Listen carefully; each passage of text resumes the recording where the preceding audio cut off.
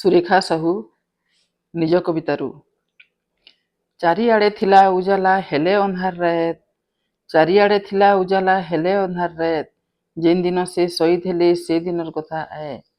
ଘର ବାଟେ ବସିକରି ପୁଅ ମା'କେ ପଚରଉଛେ, ଘର ବାଟେ ବସିକରି ପୁଅ ମା'କେ ପଚରଉଛେ, ମା ଦିଆଲିକେ ଇଥର ବାପା କାଁ ହେଲା ଯେ ନାଇଁ ଆସନ୍ ବୋଲୁଛୁ, ମା କାଁ ହେଲା ଯେ ଦିଆଲିକେ ଇଥର ବାପା ନାଇଁ ଆସନ୍ ବୋଲୁଛୁ। ଥର ପଚରଉଛେ, ଥର ପଚରଉଛେ, 2 ଦିନ ହେଲାନ ପଚରଉଛେ। ମା'କୁ ତୋର କପାଲେ ସିନ୍ଦୁର ନାଇନ, ହାତେ ଚୁଡ଼ି ନାଇନ, ପାଦେ ଝୁଣ୍ଟିଆ ପାଇଝଲ କିଛି ନାଇନ, ବାଲକେ ବାଉରି ବାଗିର କରିଛୁ ଗୋ ମା, କେଡ଼େ କେଚକେଚା ଦିଶୁଛୁ, କେଡ଼େ କେଚକେଚା ଦିଶୁଛୁ, କେଡ଼େ କେଚକେଚା ଦିଶୁଛୁ ଗୋ ମା, କେଡ଼େ କେଚକେଚା ଦିଶୁଛୁ। କାଁ ହେଲା ଯେ ଘରଟା ଆମର ସୁଇନ ସୁଇନ ଲାଗୁଛେ, କାଁ ହେଲା ଯେ ଘରଟା ଆମର ସୁଇନ ସୁଇନ ଲାଗୁଛେ।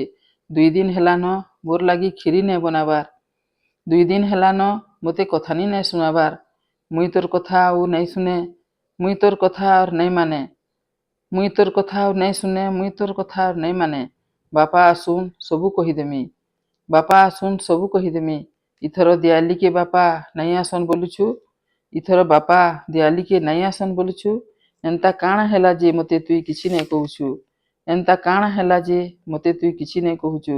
ଯେତେବେଲେ ବାପାର କଥା ପଚରଉଛେ ପୁଅ, ଯେତେବେଲେ ବାପାର କଥା ପଚରଉଛେ ପୁଅ, ସେତେବେଲେ ବାପାର ଚିତା ଲାଗି ତିଆରି ହଉଛେ ଜୁଏ।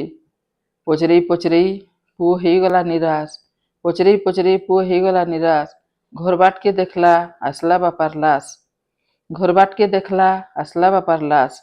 ପୁଅ ଘାଏ ଦେଖଲା ବାପାର ଲାଶକେ, ପୁଅ ଘାଏ ଦେଖଲା ମାର ମୁହଁକେ, ପୁଅ ଘାଏ ଦେଖଲା ବାପାର ଲାଶକେ, ପୁଅ ଘାଏ ଦେଖଲା ମାର ମୁହଁକେ।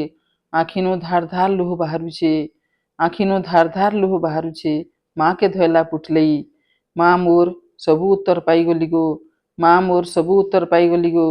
ମା ତୋର ମନ ନାଇଁ କର ଉନା, ମା ତୋର ମନ ନାଇଁ କର ଉନା।